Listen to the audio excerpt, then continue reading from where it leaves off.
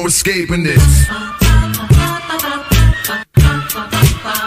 No escaping this. No escaping this. No escaping this. No escaping this. No escaping this. No one's ready to deal with us. No escaping this. No escaping this. No escape. No one's ready to deal with us. No escaping this. No escaping this. No escape. No one's ready to deal with us. No escaping this. No escaping this. No escape. No one's ready to deal with us. You are listening to the End of the Bench podcast on Built for This Network, hosted by my man HRap.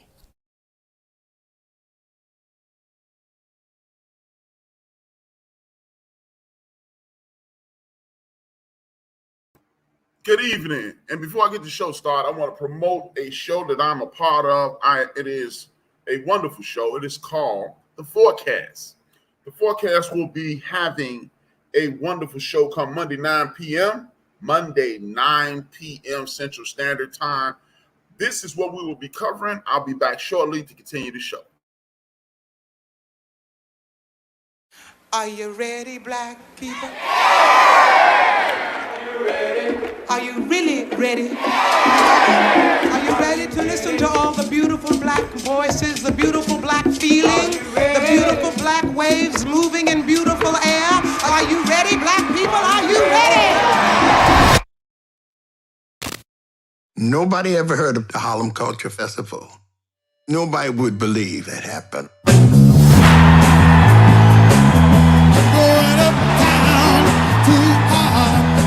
6 weekends of major artists. The Panthers were the security and kids were sitting up on the trees. I was nervous. I didn't expect a crowd like that. Something very important was happening. It wasn't just about the music. 1969 was a change of era in the black community. The styles were changing. Music was changing. And revolution was coming together. We are a new people. We are a beautiful people. That concert took my life from black and white into color. We wanted progress. We are black people and we should be proud of this. We were coming together to say this was our world and how beautiful it was. We're gonna try to sing a song together. Don't wait for your neighbor, because your neighbor might be waiting for you. Wanna take you higher? Are you ready? Wanna take you higher? We believed in what we felt in here. So when we went up, let's go. Let's go do it.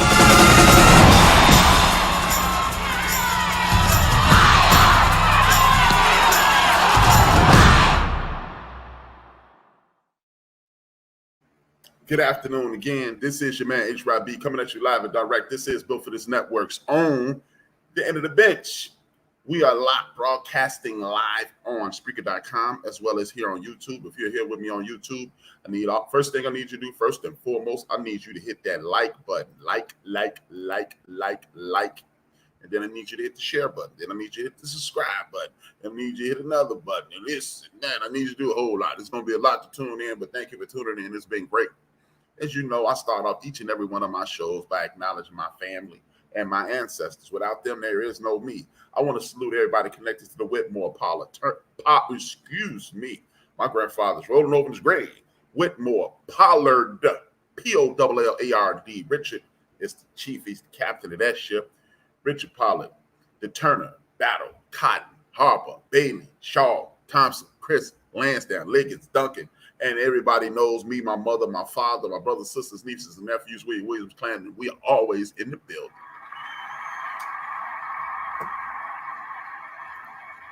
If this is your first time listening to this as a podcast, what does that mean? That means you can listen to this 24 hours a day, 7 days a week. You can listen now. You can stop. You can come back later. You can share it, tell a friend and tune in. I need you to do that, please, and thank you.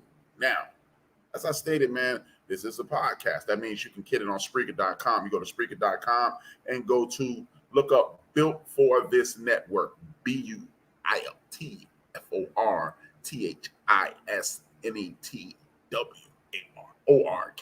Built for This Network. Thank you for tuning in. Now, you can go to Built for This Network. You can go to YouTube, Built for This Network, Apple Podcasts, Spotify, iHeartRadio, Google Podcasts, Castbox, Deezer, Podcast Addict, as well as Amazon Prime. Amazon Prime. Yes, we're stepping our game up. I want to let you know that you have made this possible by tuning in, by hitting the like buttons, by sharing. I want to thank everybody in America, the Western Hemisphere, everybody in Europe, everybody in Africa, everybody in Asia, and the land down under, because you guys allowed me to grow to the position that we are. Built for This Network is growing on a daily basis, and without you, there is no us. Thank you.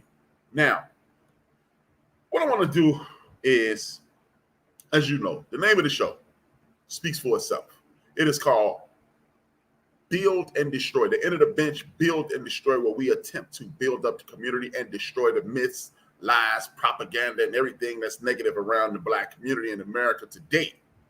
That's what my goal is. Now, with that being said, one of the hot button topics, basically, in my personal opinion, and there's no documentation, I can't go find this dude and he'll say this and he'll back me up, but what I have been watching via the news cycles, which are bogus, to be perfectly honest, as well as other things that are being thrown in our face on a regular basis. One of the things that's being bantied about is critical race theory. If you're watching my show, you need to know what critical race theory is. What I'm going to do is give you a small snippet to let you see what critical race theory is. Once you find out what critical race theory is, then we can come back and have a conversation about why this is so important. With that being said, let's just start with a basic definitional question. When you hear critical race theory over and over again, what should people understand? How do you define CRT? So I first want to just make a distinction between CRT, which is a theoretical framework that I learned in graduate school and read about in graduate school, versus teaching about race and racism in American history critically. So critical race theory is a framework. It's a theoretical framework that was developed in the 1980s by legal scholars to help us understand how it is that structural and racial disparities endure in our society, and how that is actually engendered in some of our laws and policies. And so the idea was to get us to think systemically, as opposed to just thinking that racism manifests by individuals just mistreating each other, that there are actual structures in our society that create these different kinds of racial gaps and racial disparities economically, in terms of housing, in terms of education. And so that's what they do, is that they actually show us how the law, how laws that are supposed to be neutral actually can promulgate or support racial disparities. That's a theoretical framework. I think what we're talking about today, though, is some contestation and conflict over how you teach about race, racial hierarchies, critically, racism in schools and society. And so the two are being conflated. And so when you hear people talking repeatedly about critical race theory, what is your thought? Well, I hear people talking about critical race theory. I see that as a straw man for many communities, politicians particularly, trying to shape the knowledge base and what we teach students. I think that there is some fear about raising consciousness about structural inequality, about structural racism, because it does implicate many of our practices in our society. It indicates what we would have to do differently in government. And some of that is ideological, in terms of there's a lot of resistance to how we do things to be fairer and more just in our society. So there are a number of, I read a really good article just yesterday in the New Yorker about the origins of this conflict and who's behind it. And it's a concerted effort by many on the right to mitigate the extent to which we really augment and increase the understanding of racism in our society. I'm back. Thank you for tuning in. This is the End of the Bench podcast. This is Built for This Network. I am on YouTube as well. It's a simulcast. That means it's on YouTube and it's on Built for This Network on Spreaker.com. I'm here to talk to you about what we just saw. Critical race theory. Critical race theory. It is not a theoretical situation. When this was brought to the mainstream public, it was presented from an academic standpoint. It's much like the theory of relativity, because when you're dealing with something in academics, it's only a theory. Whether it's 100% right or 100% bogus, it is a theory, but it is based in fact and information. We are not talking about a theory. What critical race theory is, let's do away with it. As you heard, you have people on the right, left, up, down. They're all in the same gang, if you ask me. Personally, I think all politicians are in lockstep with each other. Their goal is to continue to get the working class to fight and stay in a chaotic state, mentally doing backflips because they like us, they don't, they're with us, they won't. And this whole concept of Democrat versus Republican is a joke. So when you have people on the bottom, my community specifically, because I can only speak about my community. I'm not dismissing anybody else's pain, but I can only talk about the pain that me and my folks experience. So when you're talking about my community, we're looking at a situation to whereas people have been discriminated against us since the Emancipation Proclamation, and even before that. The reason they discriminate, only God knows that. You have an issue within yourself, therefore you manifest hate, and when you manifest hate, you create laws and boundaries in specific instances in which other people cannot excel. And when you do that, you find yourself in the worst possible situation, and everybody suffers because of it. Now, critical race theory is to identify what me and my people already identify to the world and show to the world what me and most people in my community already identified as discrimination, racism, bigotry, and things of that nature. And it's not just some man walking up to you, pointing to you, saying, hey, you black, I don't like you. It is systems set in place, redlining, inability to obtain a loan or in a specific area because we will not insure you. The fact that you had to have something like, affirmative action, which most of the people who take advantage of affirmative action are middle-class white women because somehow, some way they got put into the minority category. How is it that you're part of a dominant society and you're a minority? Which, that's a whole nother situation. But what we're going to do today is debunk this nonsense about critical race theory being a problem. First and foremost, the people who are so up against and up in arms about critical race theory, they're saying this shouldn't be taught in elementary schools and high school. First and foremost, my brothers and sisters, this was never taught in the high schools. This is a graduate level education. So if you're not getting a master's degree at a university, you won't even come across this. But when you are stoked in discrimination, when you are stoked in bias, when you are stoked in a lie, your entire existence is based upon a lie. You create a falsehood and you rile up a set of people. When you rile up that set of people, this is what happens. You're able to say anything. We live in quite possibly the laziest time in the history of the United States of America, whereas you have people who don't even want to do basic research. How is it that Fox News is your primary source of news and information, and they've been sued, and they went to court and legally said, oh, no, we're just entertainment. We just use news as a moniker. And then you got people that'll go, hey, I got this off Fox News. People, if they've said they're not telling the truth, why pay attention to them?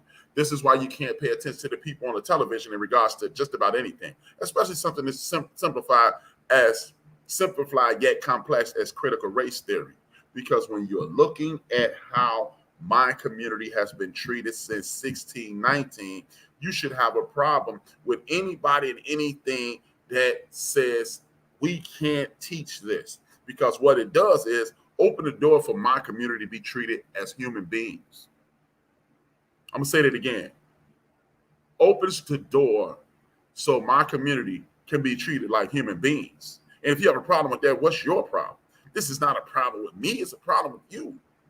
You have set out to discriminate against me. We didn't create the Ku Klux Klan. We didn't create any hate groups. We haven't created anything, but other people in other parts of our society have done this. And then they say, hey, we don't want to teach about hate because it's going to make students get mad at other students. It's going to cause an issue in the classroom. Why would it? See, look, we are all up under this one contract. It's called the Constitution of the United States of America. And what's one of the tenets of that contract? Life, liberty, and the pursuit of happiness. I'm going to say it again. Say it slowly. Life, liberty, and the pursuit of happiness. Now, if you create laws that prohibit me from obtaining or having the same liberties of life, liberty, and the pursuit of happiness, the contract doesn't say, and you will be happy for all your live long days. It says the pursuit of happiness. Guess what happiness is in some cases? Owning and purchasing and making payments on a home.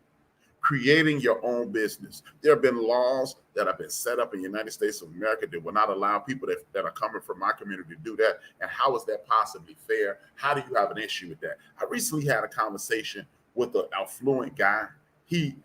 Because I'm an open-minded person just to about any conversation, he assumed that I would go along with his foolishness with this critical race theory stuff. He started telling me about Antifa, and they don't care about you. And I said, neither do you. And he sat back. Like, yeah, man, stop telling me about how somebody else don't care about me, and you don't either. You don't either. So don't dress anybody up in this clown suit about, hey, they don't care about you. You and the people who you support don't care about me either. So please, how about this? Until you get to the point where mentally, physically, and spiritually, you can take care of, how about this? I live in one of the coldest climates. I have one of the coldest climates in the wintertime in the United States of America, if not on the planet Earth. How is it that I have people living outside, but you care about humanity? You care about humanity, but I got people living outside in my city.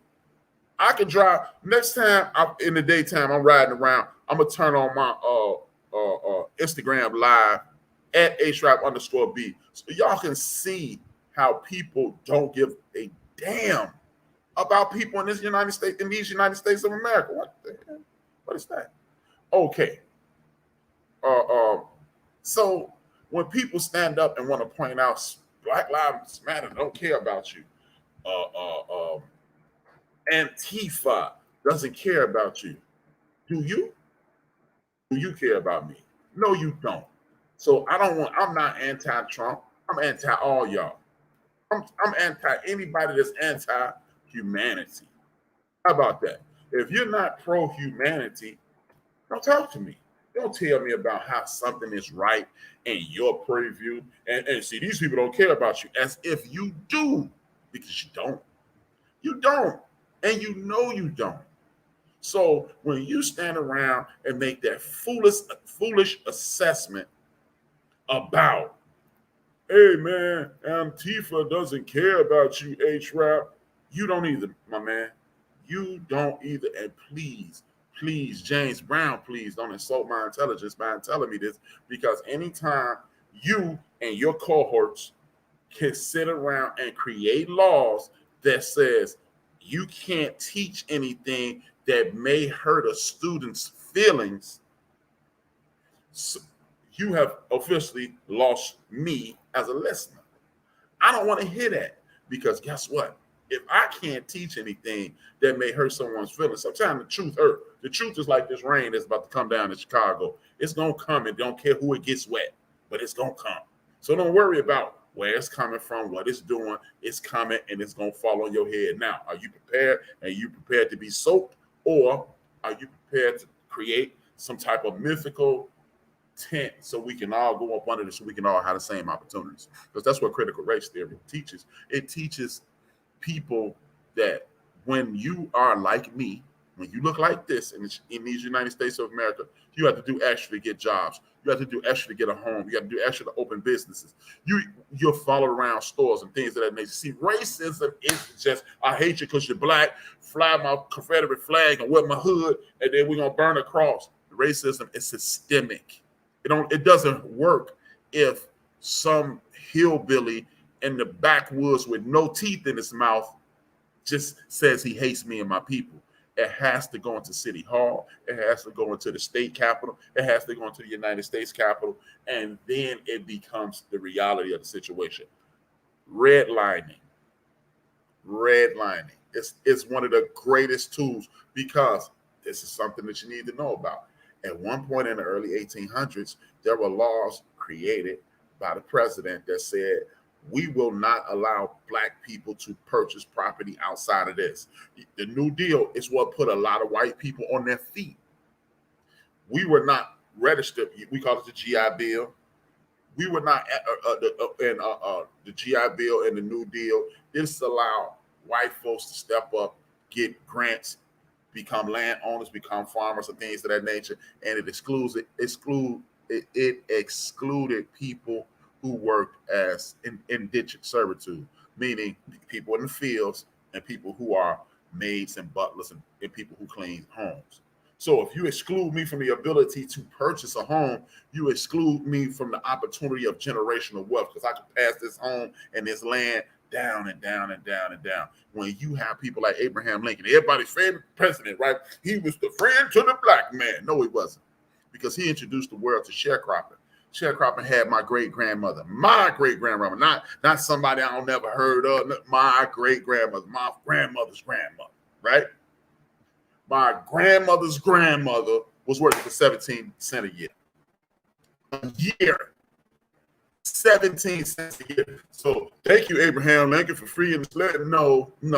Thank you, Abraham Lincoln, for putting my family in a trick bag when we still came out of it. See, I don't want to hear all this stuff about pulling up your bootstraps and procedure and stuff like that. I don't want to hear that nonsense, because it's not working for us. It's not working for us, because if everybody else has different opportunities, I don't want to hear about the opportunities that we should have and we can pull ourselves up by our bootstraps and all that. I don't want to hear that nonsense, because that's foolishness. And that's why critical race theory is important. That's why we must stop building our own libraries, because these academic institutions are not designed to educate us the proper way. Because if you wanted a person to be properly educated instead of trained, you would pay teachers properly. I found out this week, well, I found out last week and I didn't speak about it, but I found out recently there are some professors with PhDs at institutions who are living out of their cars to educate people. They're going out above and beyond. So why aren't teachers the highest paid? You know, it's funny how when you see these young athletes get these hundreds and hundreds of millions of dollars, people always say, well, you could fund a dance troupe for 10 years with what they pay LeBron James. Well, how many teachers could you pay with what they pay LeBron James? See, it's cool. See, that's how you know people are full of it, because you're going to tell me what LeBron James should be making. I mean, what a dance troupe. Well, what about these teachers who are handling our young people 6-8 hours a day, or in these institutions of higher learning or higher training, as I'll talk about in just a second? Why aren't they being paid properly? See, you got people, these superstar professors like the Cornell West's, brother Dr. Michael Eric Dyson, and other professors, and they'll hold those dudes up and they'll pay them a lot of money, like our sister who just went to Howard a couple of days ago. But other PhDs at those same institutions are living hand to mouth. A PhD, and this ain't a black thing. It's academic. Why? Why do you think these teachers in Chicago on strike every 5 minutes? Because they need to eat too. Don't tell me they're teaching the future. Oh, yeah, we're going to pay you a little bit above minimum wage. And then you got people fall for the foolishness, just like many other things, and say, hey, well, our kids are failing. First of all, you and the teachers work together. It's like my mom and the teachers work together.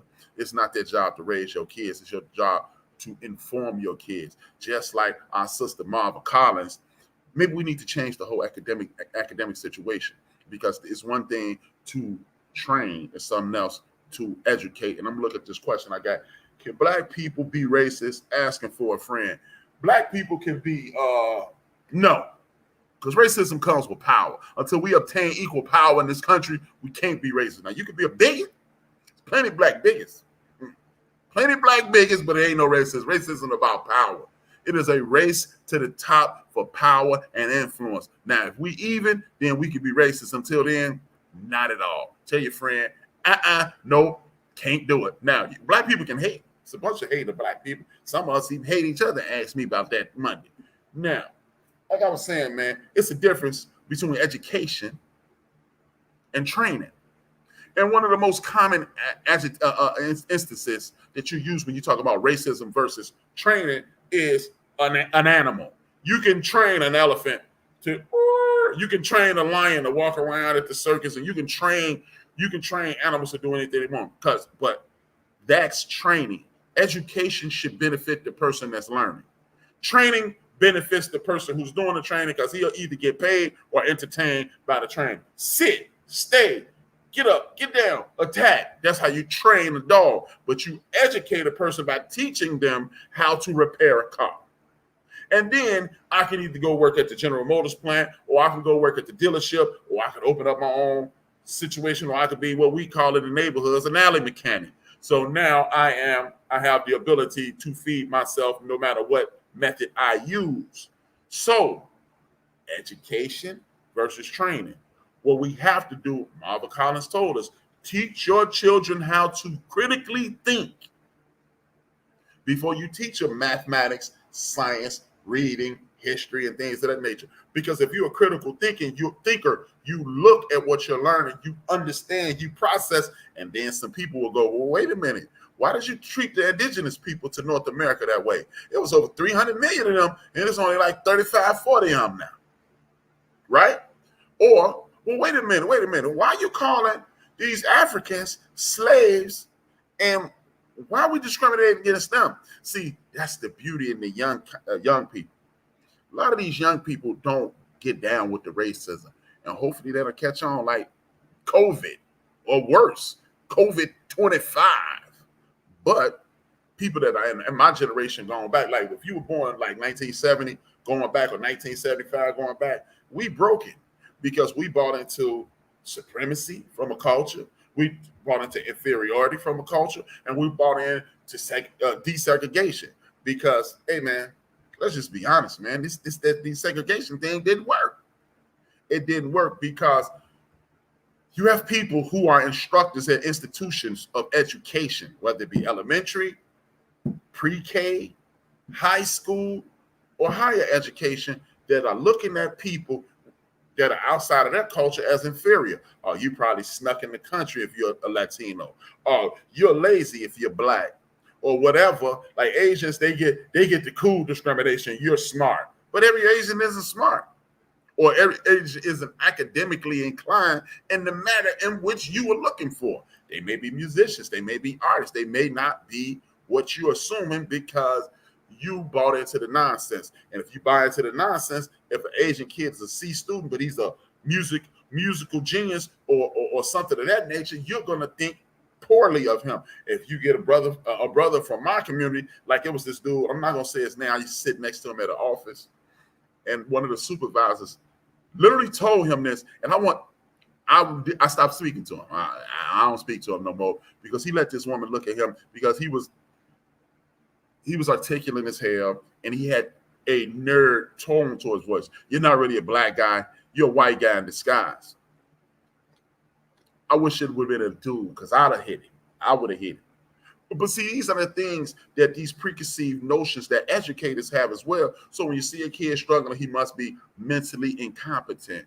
When you see a young person struggling, you don't say, oh, he learns in a different way. Some people learn by listening. They absorb it via osmosis, and they can regurgitate and help you solve anything you want. Some people learn by reading. Some people learn in any way. But what we have to do is restructure this educational process Otherwise, you're going to have a bunch of trained people like we do, because higher education, it should be for advanced thinking. But when you get, most people go to college to get a better job. And now the ROI on education is not profitable. It's not anything. Because if I go in from a disenfranchised and underdeveloped community, underserved community, and I walk out with $100,000 debt with a $50,000 job, I invested $100K to get $50,000 a year minus taxes. I'm about $35,000 in my pocket, and I still owe this $100. This is what I'm talking about. This is what I'm talking about. So let's not get into this. Oh man, you got to go to college and this, that, and the third. We must revamp the situation. We're gonna revamp the situation. We will be in trouble. Period. We will be in trouble. And if you don't believe me, I'm just letting you know, man. We on our way to a bad situation. We are on our way to a bad situation because we don't believe what's going on. We don't identify the issues that are in front of us. We think critical race theory is the issue. But all you have to do is just this is what goes right back to Marvel Collins.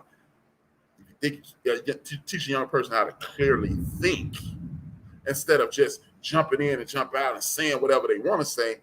They thinking, and then you will process this. Okay, I got these Trump supporters. I got these anti-everybody but the European community people hating critical race theory. Maybe I should look into it.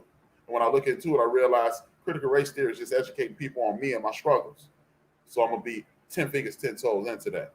And then when you get 10 fingers, 10 toes into that, you realize what you have to do to fight and combat things of that nature. But we don't. We sit around and we argue, we fuss and we fight, and we point fingers at each other, and we do a name calling. We do that silly dance that never gets things rectified. We never get rectified. So you want to continue to have that dog chase his tail, or we're going to start thinking on our own, looking into things before we go 10 fingers, 10 toes, and be diametrically opposed to something that could potentially benefit you. And critical race theory isn't going to be taught unless you have a master's level education. So why in the heck are you even worried about it in academic? But this is just like that lie, that trope, that farce that was told. Well, Donald Trump did more for black people than any other president. He signed a bill to extend funds to HBCUs. No, he didn't. He didn't sign anything. He said he would, but he never did. In 4 years, he never did. And he paraded our brothers and sisters from higher learning education, higher learning institutions, HBCUs, throughout the White House, embarrassed them, put them on Front Street, and now they're clowns. Now they're clowns. They are, as my brother, as Baba Dr. Greg Carr says, they're advertising themselves. They're a caricature of themselves. They're not even real anymore. And people lost a lot of faith in them. And that's just the way it's going. That's just the way it's going. And you can clearly see our entire community is being made fun of. If you don't believe me, all you have to do is look up Tom, his real name is John Bryant. He goes by Tommy Bryant. He was in the city council down in Alabama. He stood up and had the courage to call some sister a house nigga. And he didn't say N-word. And then later on, he said, no, I ain't ashamed of doing it. And then later, when he realized, then he tried to clean it up. Well, I was just trying to show that you shouldn't use HN nowhere. So now you use HN. But you're brave enough to do it. But this is our fault again, people.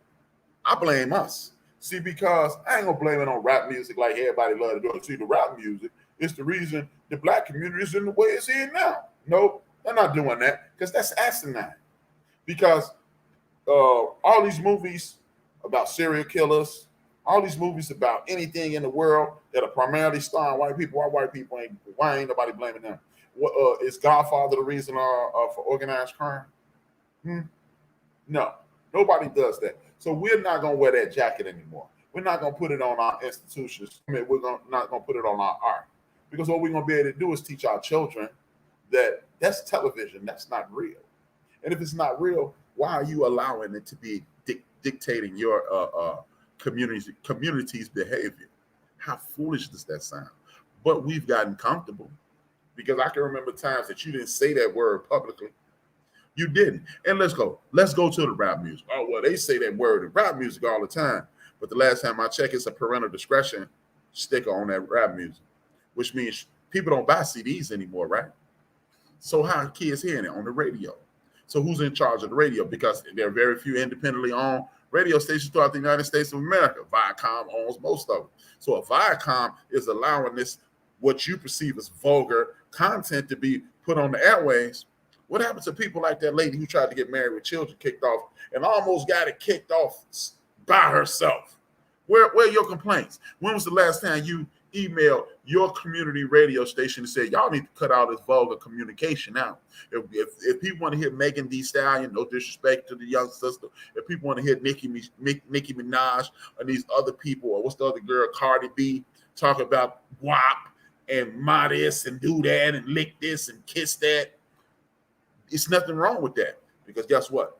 The pornography business is a multi-billion dollar industry, and nobody's trying to get rid of that. That's adult communication. I mean, that's the adult entertainment. So if they can do it with adult communication, we need to have some standards in regards to our radio networks, like we used to. For those who don't understand what I'm saying, Let's Go Crazy by Prince, 84? Let's Go Crazy.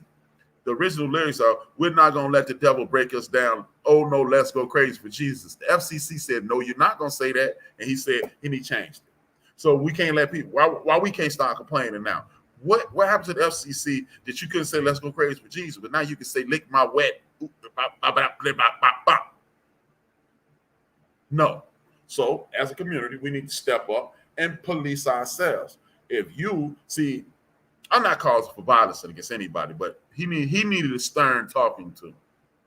Because if you're comfortable enough to use that word in front of my folks, I shudder to wonder what you're capable of doing. And I'm not kidding. We need to not allow people to insult us publicly under no circumstances. I don't care what the platform is. Bill Maher got comfortable, this got comfortable. And you see every day, people are getting more and more comfortable. People need to be addressed and addressed abruptly. And then these things will stop. See, this guy assumed he can get away with it. And he did. He did. He assumed it and won. But we must get to the point whereas people are not just comfortable insulting us. If you're comfortable insulting the people of my community, I'm going to have a problem with you. Period. I do. I'm going to have a problem with you. Because if you're comfortable enough to just say, hey, I'm going to do what I want to say, do what I want to do, and say what I want to say, we can't say that anywhere else in the world. You can't say that to the alphabet crew.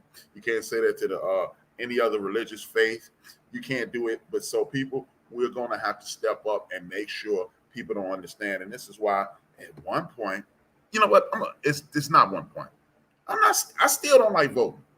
But the people who are served the Black community, you believe in it. So I had to change my message. What I did was I changed my message from a message that was HRap centric to a Black community centric message. And what that means is this: my folks believe in voting. So what we have to do is galvanize the community and move in one direction. We're not voting for D's and we're not voting for R's. We're voting for things that are beneficial to us, and seeing how that is the topic right now. I want to talk to you about this dude who's the president of the United States of America, Joseph Biden. He told on himself this week. And I saw very few news outlets even address this.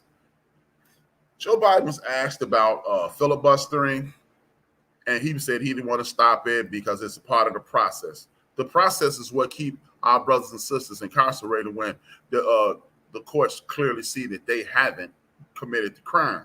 That's the process. The process. And before I move forward, the process, this is Built for This Network. I am HRap. This is Build and Destroy. At the end of the bench, where we building up the community and destroy lines and propaganda about the community. If you are on YouTube, please hit that like button. If you are on Spreaker.com, please hit that like button. Please share on both, subscribe on both platforms, tell a friend to tune in. And as I was stating, he doesn't want to start the filibuster because then he will destroy the process and create chaos, according to Mr. Biden, President Biden. I told you guys 365 days ago on Big Illinois show called The Backyard. We need to vote for Joe Biden, and the day after he's elected, start looking for his replacement. Joe Biden is problematic to the black community, and he always has been.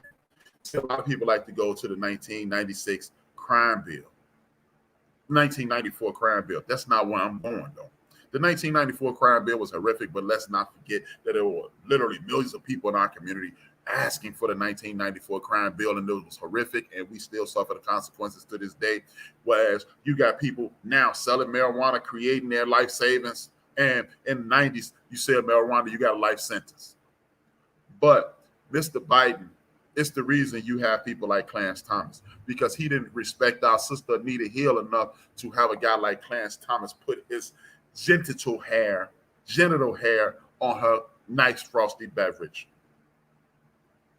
You can put your genital hair on a black woman's beverage and still become a member of the Supreme Court. Joseph Biden was in charge of things like what's the boy name? Mitt Romney, not Mitt Romney, the dude that looked like a turtle, whatever. Y'all know what I'm talking about. Not McCain, whatever his name is. Can't think his name, and it ain't important at this point. Mitch McConnell, just much like Mitch McConnell does today, he dictates who's going to go on the Supreme Court. Your man, President Biden was doing that then. Not now. Where he is truly problematic is he said he called a guy who is a blatant and open racist with a black daughter, Strom Thurmond. He was super, super, super conservative. No, he was uber bigoted. This dude was one of the greatest racists ever to sit in the House of Representatives in the Congress within the last 55 years. One of the biggest and most blatant racists. And guess what? Your man Joseph Biden came up under him. As I stated, we need to get rid of this dude. We need to be looking for a replacement for Joseph Biden and Kamala Harris tonight. Otherwise, we will suffer the consequences. He is not doing anything for our community. He will not do anything for our community. And even if we just get somebody who poses a great threat to him and forces his hand to do some things, that's what we need to do. Period. He's not beneficial to us. He's not going to do anything for us, and he can't work. We got the boogeyman out of the office. He ran. He's scared. He did this and he did that. Guess what? He's gone. Now it's time to get rid of Joe and Kamala. Period. They're not doing anything for us, and we need to be looking for somebody who's going to step up and do the job, because it's easy to stand around and make predictions. We're going to lose the midterms. We need not. How are we more than we're about 16 months away from the midterms, and you're already talking about losing it? We're the first year into this dude's presidency, and he's done nothing for us. Well, he's done a few things, but he's not done enough. It's the old Malcolm X comment. It's a 9-inch knife in your back. He pulls it out 6 inches. You still got 3 inches of the knife in your back. So we're not going to do this. We're not going to do this. We need to replace him. I told y'all this. Big Illinois can confirm it. And anybody on the Backyard Podcast or listen to the Backyard Podcast a year ago on the very Built for This network, y'all heard me say it. And it's time to enact that. Because anytime you can speak about an open bigot and you don't speak negatively about that, he is speaking negatively about you. I'm not rolling with him. If you roll with him, God bless you, because you're done. You're done, because he is not rolling with us. He is not rolling with us. It's time to replace him. So if we're going to do this little game about the voting and trusting in this and trusting in that, it's time to get rid of this dude. He is not going to help us, and he's doing a detriment to us. He is doing a detriment to us. He is not beneficial to us. What I want to do right now, y'all know about halfway, the halfway point of the show. Thank you for tuning in to Built for This Network. My name is HRap. This is the End of the Bench Podcast, Build and Destroy, where I attempt to build up the community and destroy lies and propaganda about my community. Now, what I'm going to do is it's time for the moment in history. This moment in history, what I like to do is educate my people about how great we are. When you see how great we are, we move into an upward trajectory, and when we're in an upward trajectory, we are unstoppable. We are unstoppable, and we will always be unstoppable. I'll be back shortly. Please stay tuned. Holla at your boy. Wings to Fly is a children's book about gaining confidence and working to succeed. told from the perspective of a young girl who loves to play basketball. She is often left out by her teammates until she meets her guardian angel who teaches her that success takes perseverance. Wings to Fly is a great read for all children. I would highly recommend this book. If you would like to make a purchase, please click on the link in my description box below.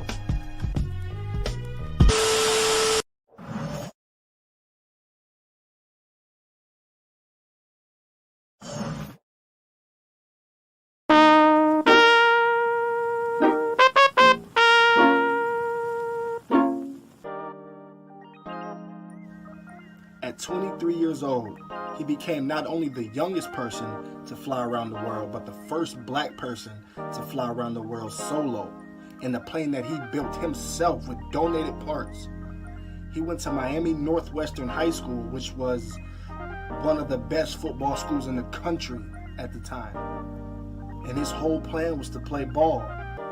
After school, Barrington worked in his parents' bookshop, and one day he bumped into an airline pilot, and he just started asking him all sorts of questions like, what's it like to fly a plane? How many planes have you flown? How many countries have you been to? How high can you fly? How do planes work? And from that moment, he was hooked. All he could think about was aviation and flying. But he was a poor black kid, so what was he gonna do? He gave up a full ride to the University of Florida just so he can study his dreams in aviation.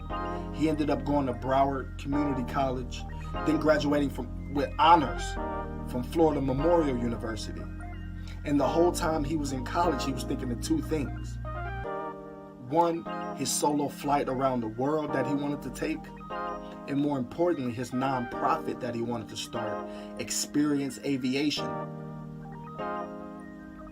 And this was more important to him because the main point of Experience Aviation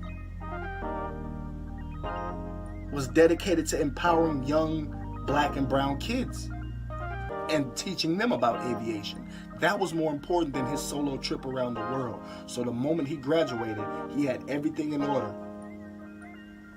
He had his sponsors ready, he had enough money for the trip, and on March 23rd, 2007, he left Miami, Florida, and started a solo trip around the world that took 96 days. 96 days it took.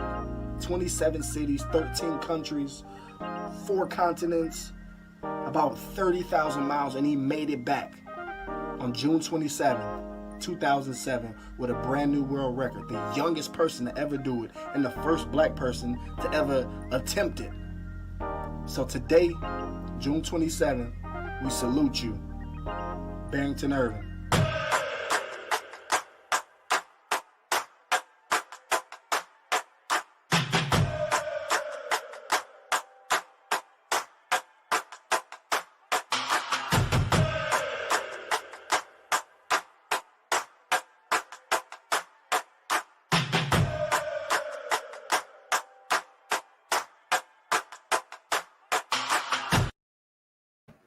Welcome back. This is your man HRap coming at you live and direct from the Rap Cave Studios.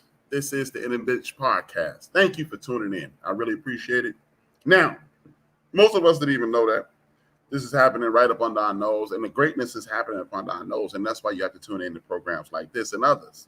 Of course, I want you to tune in to my program, but there are other programs out there equally engaging, equally educational, and they're equally beneficial.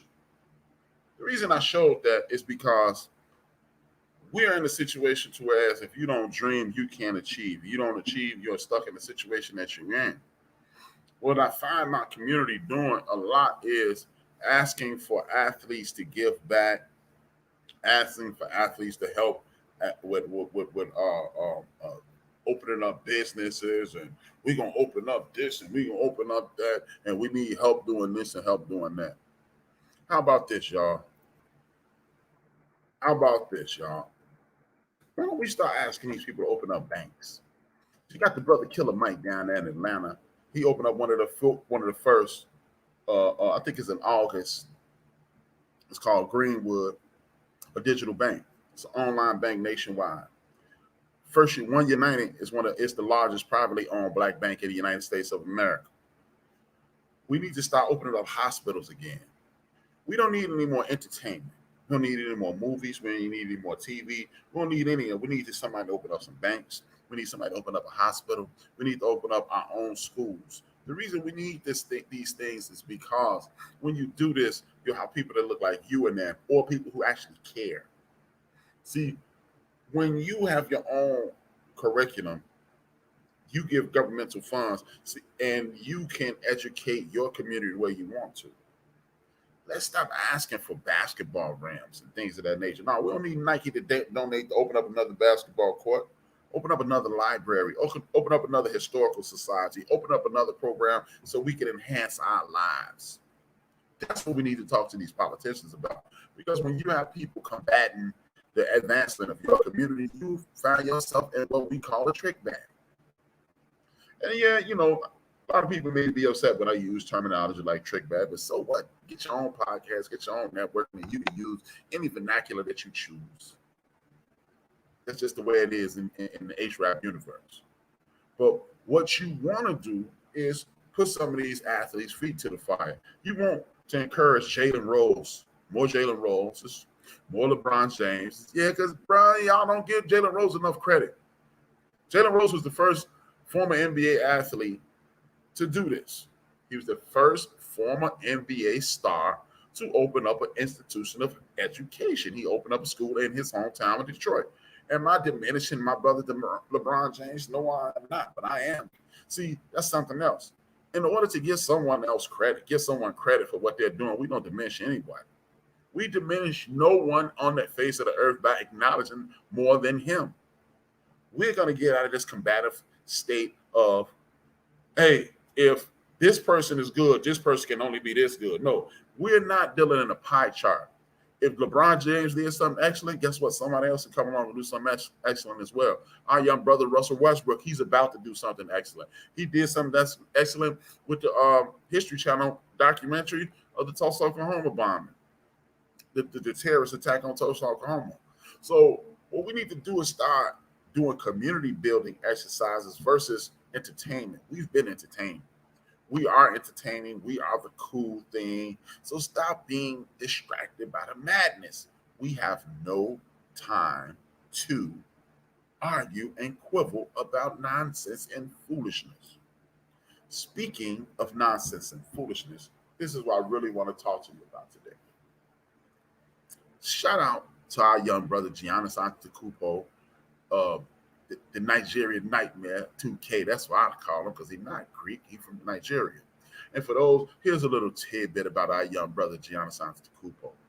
Antetokounmpo translates in his home language. First, he's an Hebrew. Same tribe as our brother Akeem Olajuwon. And his name translates to, wonderfully, the crown has come home. How ironic is it? Another Nigerian brother in the same tribe as our brother Akeem Olajuwon brings the title home, and his name translates to bringing the crown home. We need to start focusing on bringing the crown home and stop falling subject to this bickering and pocket loading of the dominant society, man. Why are we engaging in foolish conversations about who's the greatest and who's not? Is anybody ever challenged Babe Ruth as the greatest? When you talk about Joe DiMaggio and Mickey Mantle, do people argue about that? Who's the second best guy behind Larry Bird in the dominant society? You ever see people argue about is Bird? And you ever seen anybody diminish John Havlicek, Rick Barry, Bob Cousy, Rick Schmitz, Dave Cowens? No. So why are we bickering on TV and embarrassing ourselves and calling each other names and looking like damn fools, and then they go right on television and do it? One of my favorite television personalities, he goes by the name of one Jalen Rose. Jalen Rose embarrassed the hell out of our young brother, Kendrick Perkins, yesterday. He was doing it in fun, but he destroyed him. And Kendrick Perkins didn't like it, because usually Perk will laugh and joke and go back and forth. But Perk took it personally to the point where Jalen Rose went on Instagram and apologized. But see, this is what we have to get away from. We must get away from destroying each other, diminishing each other, and making each other look like damn fools publicly. See, if you want respect, how can you ask somebody for respect if you're not willing to give it to your friends, family, brothers, and sisters? Just it. What is this quest to be the first? Why must your name be yelled? I mean, I understand somewhat that we've been shut out, disrespected, unheard, and ignored for decades, centuries.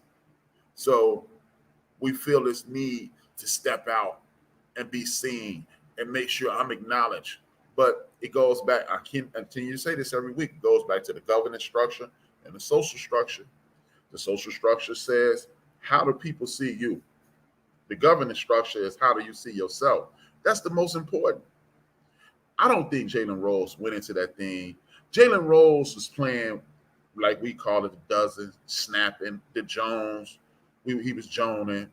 He was having fun. But at the end of the day, it was at that brother's expense. And we must stop doing that. Because, yeah, it was funny to Jalen Rose. It was funny to Mike Greenberg. But you could clearly see our brother Big Perk was uncomfortable because he didn't want to go in on Jalen. And Jalen apologized appropriately. But why would you do it? See, we've gotten too comfortable in front of the world. See, at one point, I can remember a time when everybody was guessing about our community. I can remember times in my lifetime. I ain't talking about no 60s and 50s and 40s.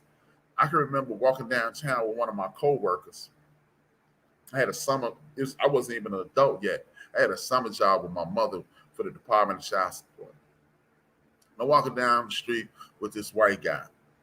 And like four brothers walked past, and I nodded. All of us nodded. Didn't know them. White guy said, hey, you know him? And I lied and said, yeah. And kept going because we kept everything inside of our community. And this is why people like John Tommy Bryan, this is why Bill Maher, and this is why other people are comfortable disrespecting us. Because if you want respect, you damn sure can't disrespect one of your brothers and sisters.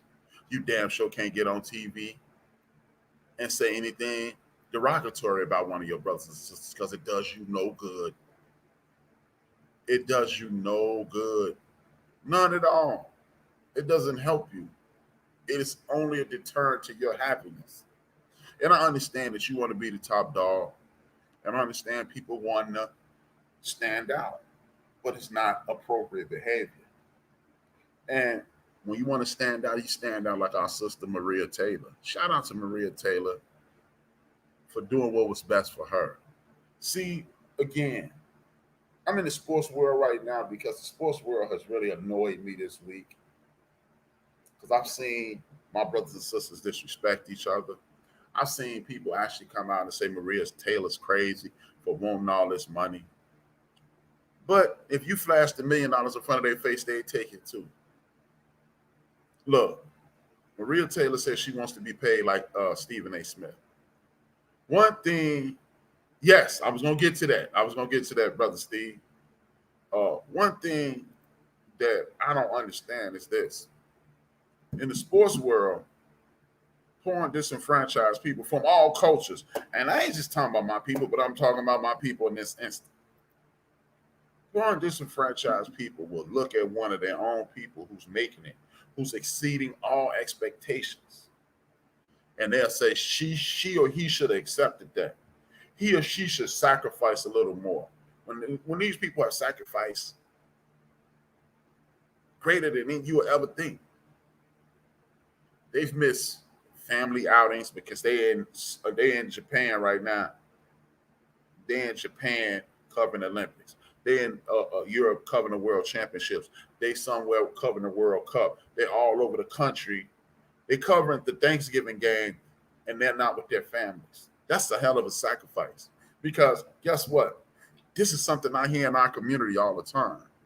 Oh, it ain't like it was when Grandma and them was here and Big Mama and them was here.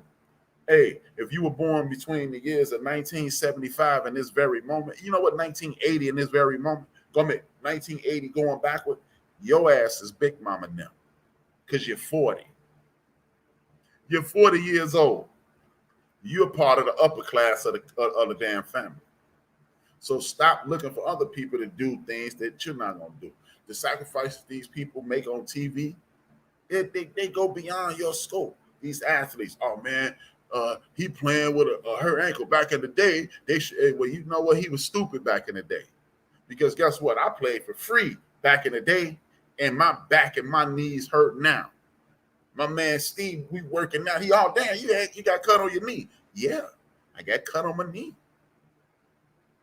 So when we're diminishing someone's character or ability, understand that these team doctors are not employed to help the player. They're employed to help entertain you. When these people like our sister Maria Taylor wouldn't take the low money, and Fox and Amazon and these other outlets and NBC are willing to pay her more, that's where she needs to be.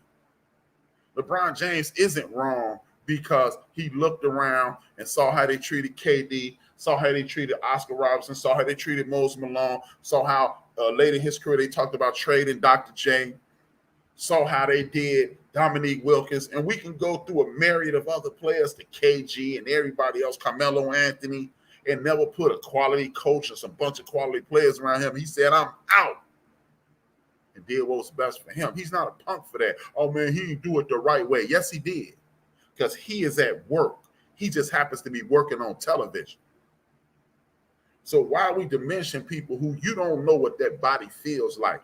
You haven't had a 300-pound man fall on your body. You haven't run up and down a court and experienced the pain that a lot of these young athletes have. But we disrespect them, man.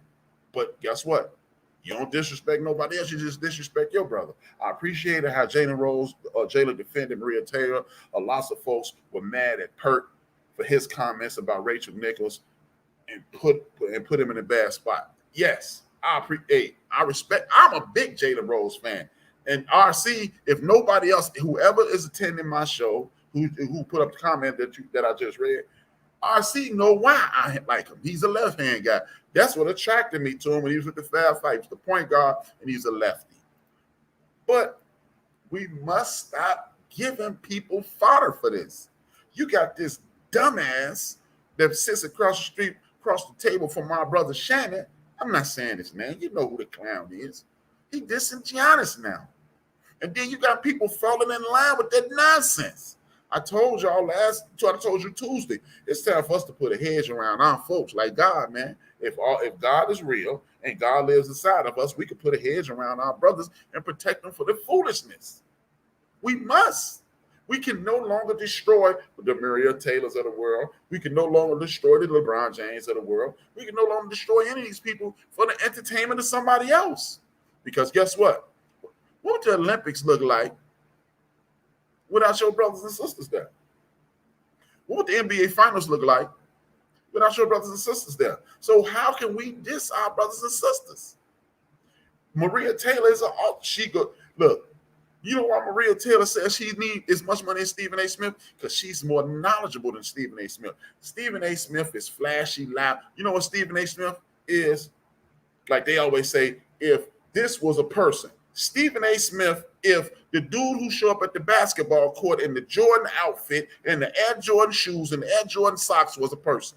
He looks the role. He sounds the role. But I guarantee you he wouldn't debate Maria Taylor, who does NCAA football, NCAA basketball. She does NBA. She does NFL. She's well-versed in everything. And she on her way to Japan. If she take that NBC job like she said she's going to do, she going to do the Olympics.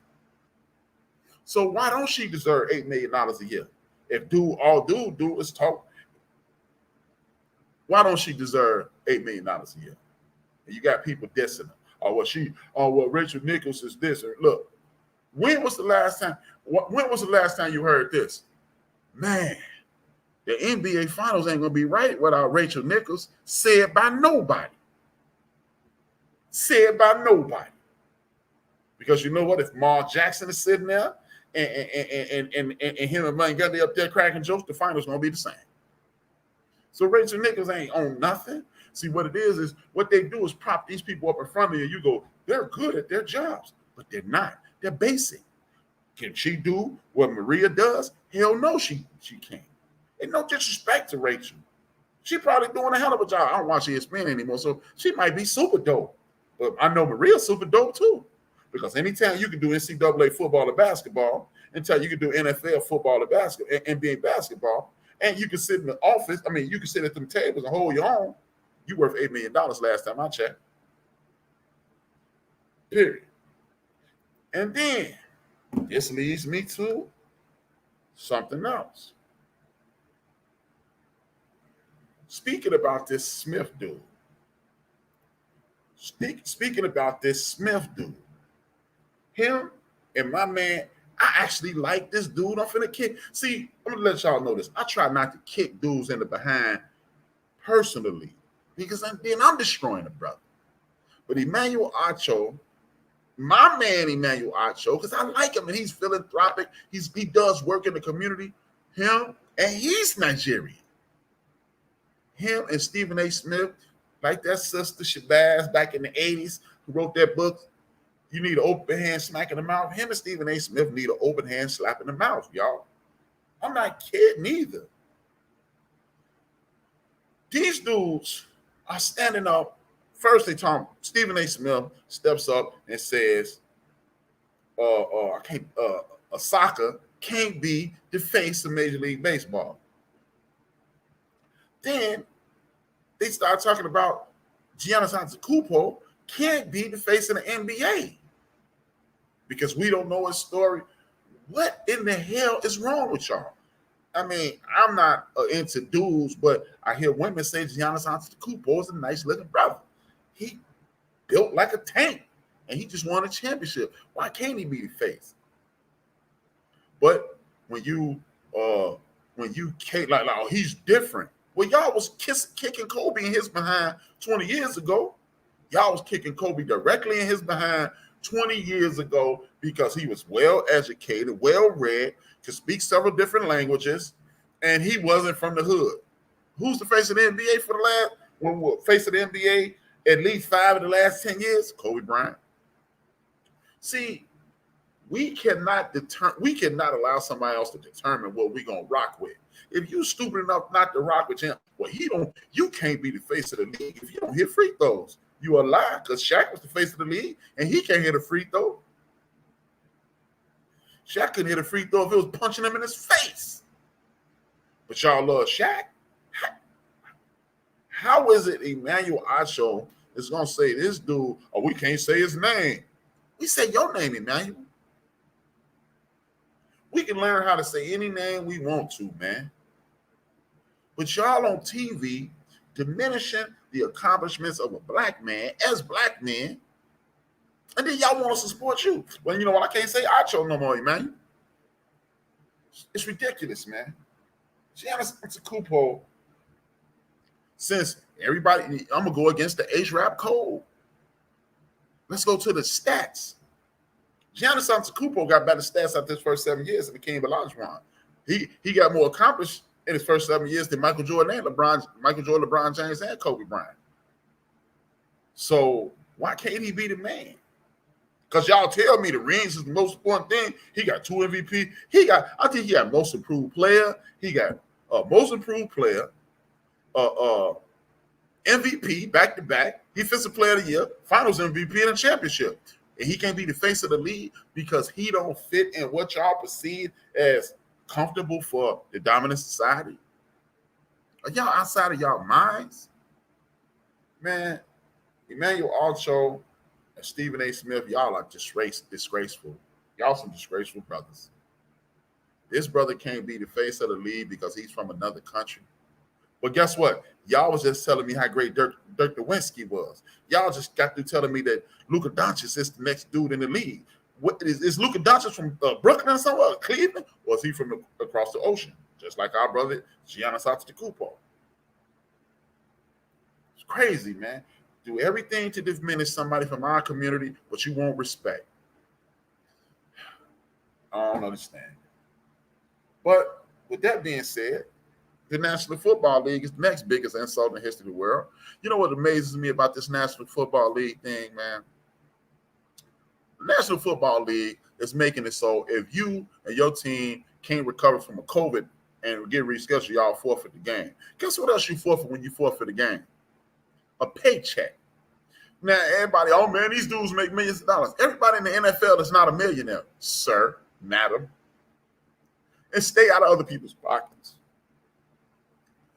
Again, until you are prepared to let Reggie White, Lawrence Taylor, J.J. Watt, Deion Sanders, and a host of other these dudes fall on you repeatedly, don't tell me about what somebody is getting paid. I would do that for free. I wouldn't. That lets me know you've never played on a team. If you say you would play a professional sport for free, either you are stupid or you've never been on a team. Because again, you sacrificing time, you sacrificing health, you're sacrificing peace of mind. Some kinds of things that you sacrifice, and people talk about what people should and should not do with their bodies. And I thought y'all told me that the NFL gave a damn about the people, but you want them to just step around COVID. No. I'm not trying to hear it. I'm not trying to hear it. The NFL is full of trash. And then they come out with this new campaign. The NFL is gay. The NFL is this. The NFL is that. The NFL is everything. If the NFL is everything, Colin Kaepernick could be on somebody's team. See? Again, man. Again. My community continues to wholeheartedly support the NFL, and you have the right to do whatever you want to do with your free time. That's your free time. I'm not your father, mother, uncle, cousin, or none of that. I'm not the boss of you. But last time I checked, the NFL is one of the most racist organizations in the history of the league, history of the United States. Oh, man, they got to fight. You had to create a rule to hire black coaches. You don't have a lot of black coaches in the pipeline. You skip over black coaches annually. If a black coach has a good season not winning a Super Bowl, he should be fired. Jason Garrett has a mediocre career, and he gets another job almost immediately. How many black general managers in the National Football League? How many black team presidents in the National Football League? Huh? Not many. But we wholeheartedly support them. And then you let jackasses like our brother on ESPN, I'm not going to kick him no more. You let this guy tell you that the NBA needs to straighten out their act. The NBA been at the forefront of this hiring brothers thing since the 60s. Bill Russell, Wayne Embry, 1972. I think the Bucks, they had a black GM when Kareem was there. But Bernie Bickerstaff in the 70s. You got brothers. For those who don't know, the Phoenix Suns got a black president, James Jones. Joe Dumas is working. Oh, those dudes just got hired. Dude, stop letting the TV distract you from what's really going on. The NFL ain't hiring no brothers. The NBA got a gang of brothers. And they consistently have a gang of brothers. And people don't support the NBA like they should. And I'm not saying support none of it because I've actually fallen out of love with sports, period. But I'm just saying, man, black ownership. Shaq is has a nice chunk of the Sacramento Kings. Michael Jordan is the majority owner of the Hornets. Ain't no NFL teams like that. Yeah, Serena and Venus own a small piece of the Miami Dolphins. Really? A team that just so happened to have a GM, president, and head coach black. But let the Miami Dolphins win 8 games this year, and they're going to be talking about getting rid of our brother down there too, Flores. But I'm just saying, man, football, arguably the most racist sport in America. Because don't nobody really pay attention to basketball. If you're in the forefront and you're not doing right, you're the most racist, period. Baseball ain't got nobody black, and we know that, and it ain't nothing to even talk about. But football got us all engaged. biggest event in sports all year, the Super Bowl. Ain't be no black general managers. I don't see hardly no black head coaches. The Rooney Rule, which is a joke. If you got to make a rule to hire me, I don't even want to work for you. But NFL is continue to be a joke. ESPN up with it too. So, you know. With that being said, man, I want to talk about two more things. And one of the things I want to talk about is our brother Van Jones. One thing you know, one thing for sure, two things for certain.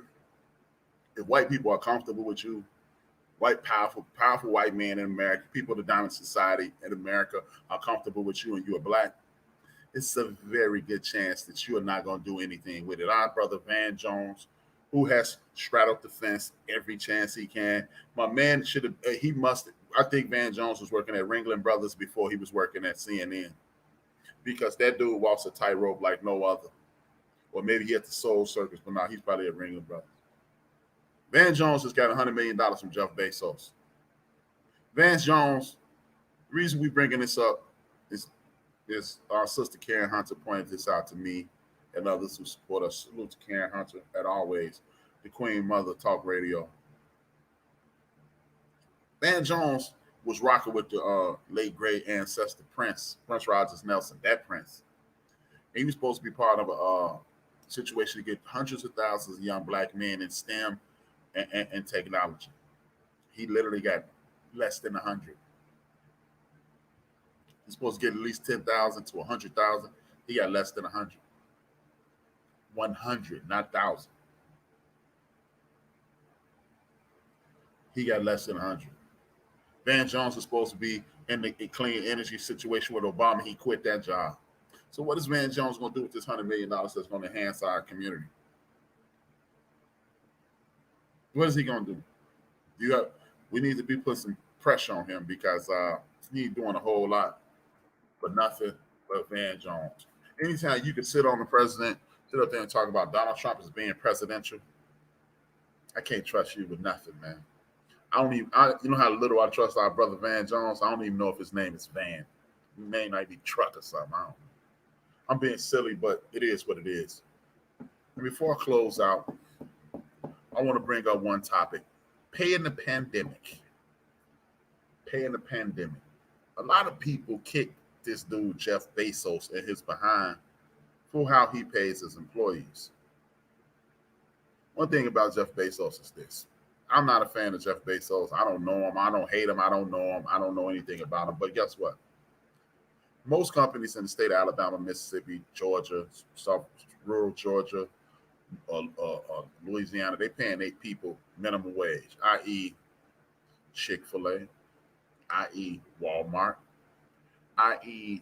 McDonald's, Burger King, so forth and so on. These fast food chains who have made billions upon billions of dollars every year for your whole life. Remember, at one point, McDonald's used to brag about how many people they tricked into buying that cat meat facetiously. They pay their people minimum wage. You know what minimum wage is? If I could pay you less, I would. $7 and some change is what they pay their people. Jeff Bezos pays his people $15 an hour. $15 ain't a whole lot better than $7, but it's way better if you make $7 an hour, somebody else make $15. It's way better. So instead of jumping down Jeff Bezos' throat, let's jump down everybody else's throat until they catch up with Jeff Bezos, and then we can kick them all in the behind. Because there's no way in hell as much money as McDonald's, Burger King, Pepsi, Coke, and all these people, because they are like, when you go to KFC, they're in bed with Pepsi, Coke, Pepsi, Taco Bell, and all that. When these people are paying people under what Jeff Bezos is paying, let's not kick Jeff Bezos in the behind just yet. Let's make everybody else lift that. Make Jeff Bezos the tide that lifts all boats. If we're going to complain about Jeff Bezos and his pay, anybody under Jeff Bezos needs to be excoriated. How are people surviving on $7 an hour?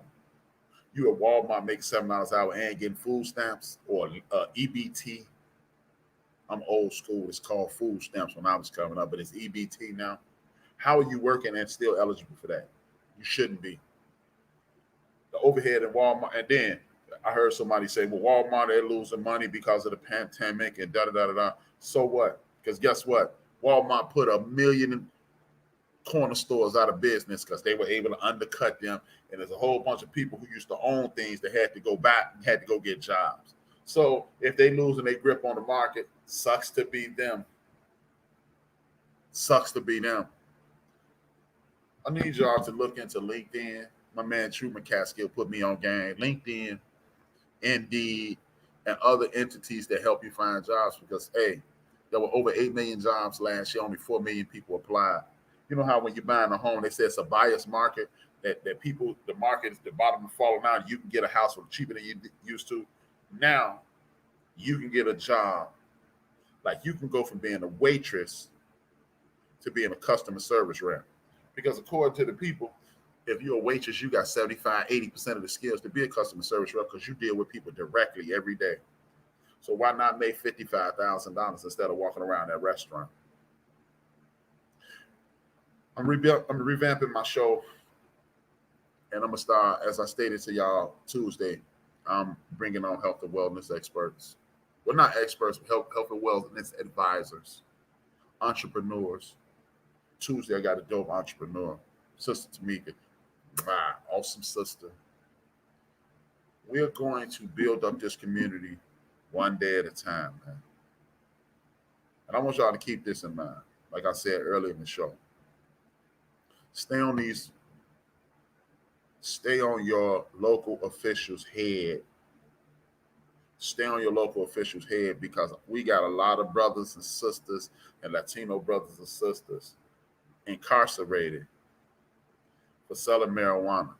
And you got people making life savings on marijuana right now. So if you go from incarcerated to life savings, and then our brothers and sisters still locked up for that, we need to get that fixed. We're going to do a few things. We're going to start some voting campaigns. We're going to come up with a game plan for each and every one of our communities. And we're going to do what we can do to make sure we are in a better place. We got a 10-year plan so that by the next time the census comes out, we're going to be able to get proper funding for our schools. We're going to have proper representation of our community, and we're going to have a bunch of entrepreneurs. That's the goal. Every week, every Tuesday from 5 to whenever I get off, and every Saturday from 5 to whenever I get off.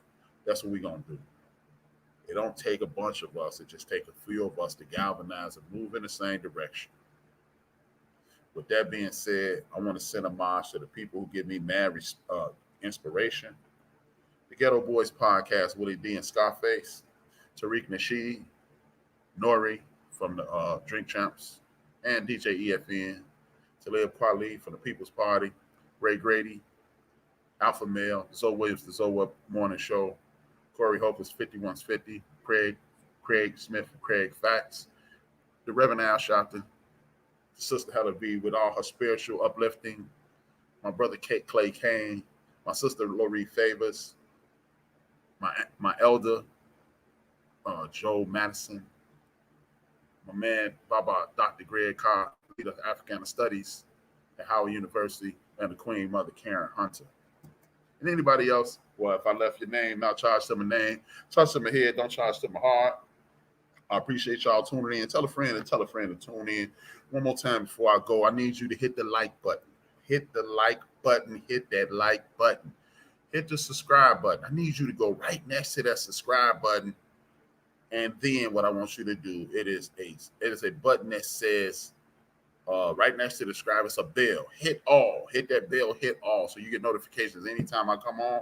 I'm not going to only do on Tuesdays and Saturdays because sometimes my guests are not going to be able to come on Tuesdays and Saturdays. So if I get something that, hey, I can come on now, we're going to do it now. We're going to come on and we're going to get it on.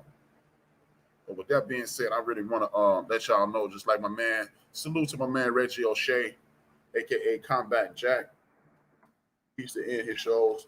I call him the Power Father, and he always ended his shows with dream those dreams and man up a woman up and live those dreams, because life without dreams flows in black and white. Life with dreams flows in technicolor surround sound. I want to thank each and every one of you people for tuning in, man. It's hot as hell in July. Well, it is hell in July here in Chicago. It's hot.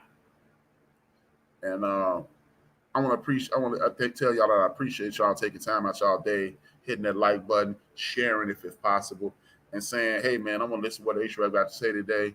I hope I'm always entertaining. I think I am. And with that being said, I want to let y'all know, hey, man, 2 fingers, 1 word. It's your man, HRap, and I'm out.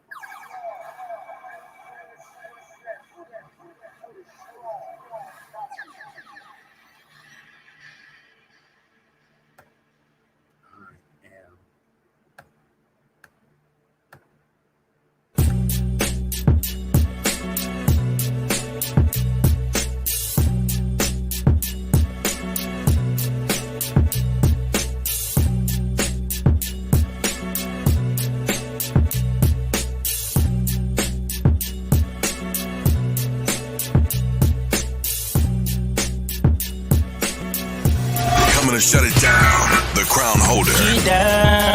DJ